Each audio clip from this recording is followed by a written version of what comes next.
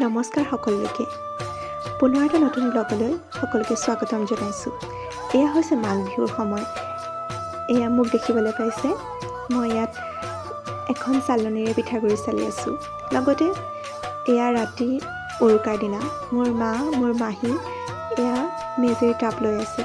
লগতে মই আৰু মোৰ দেউতা ওলাই গ'লোঁ ওচৰতে পতা মেজিৰ স্থলীলৈ, য'ত সামাজিকভাৱে সকলো খুৰা, বৰ্তা, সৰু ভণ্টি, দাদাসকল আৰু নতুন বিবাহিত বৌ ইয়াতে আহি সমবেত হৈছেহি।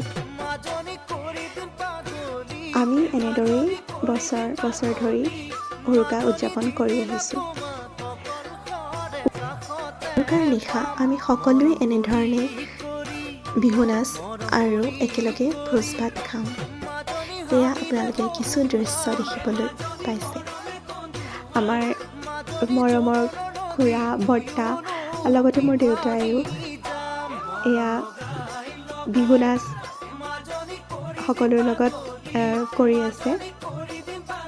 তেওঁলোকে আচলতে একো ঢোল বা টকা সময়ত নথকাৰ বাবে দুডাল খৰিৰেই নিজে গাই গাই সেই দিনটো উপভোগ কৰিলে।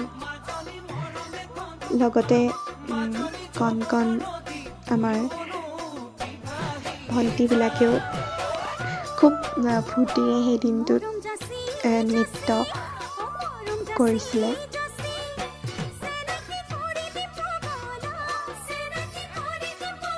কাৰণ সেইদিনা সৰু বৰ সকলো আহি একে স্থানতে মেজি উদযাপন কৰেহি।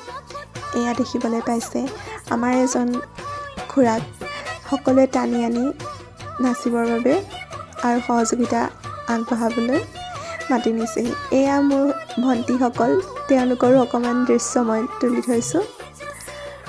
আমাৰ আকৌ অকল খুৰাসকলেই নহয় দেই, খুৰীসকলেও নৃত্য কৰে।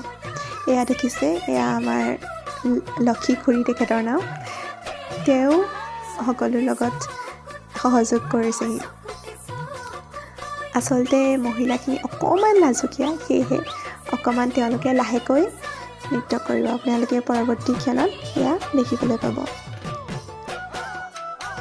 এতিয়া মঞ্চত আমাৰ মহিলাসকল দেই, এয়া আমাৰ খুৰীহঁত আৰু লগতে আমাৰ নতুনকৈ বিয়া হৈ অহা শিল্পী শিখা বৌ, তেখেতেও এই খুৰীহঁতৰ লগতে মিলি প্ৰথমবাৰৰ বাবে বিহু নাচ কৰিছিলে। এয়া আমাৰ খুৰা দেউতাহঁতে আকৌ নাচিবলৈ ধৰিলে। তাৰপিছত পিছদিনাখনৰ দৃশ্য। এয়া হৈছে মোৰ একেবাৰে সৰুকালৰ বান্ধৱী আৰ্চিল। বহুতে হয়তো তেওঁক চিনি পায়। তেওঁ বিহুৰ দিনা প্ৰায়ে আমি নিমন্ত্ৰণ কৰোঁ। তেওঁ খুব আগ্ৰহ এই দিনটোৰ বাবে আচলতে। আৰু এই সময়ত আমি একেলগে খাই আছিলোঁ। তাৰ পৰা আমি কিছু ফটো উঠিলোঁ আৰু বিহু নাচ এটা নাচিলোঁ। তাৰপিছত তেনেদৰে দিনটো খুব সুন্দৰভাৱে পাৰ হৈ গ'ল। ধন্যবাদ ভিডিঅ'টি চোৱাৰ বাবে।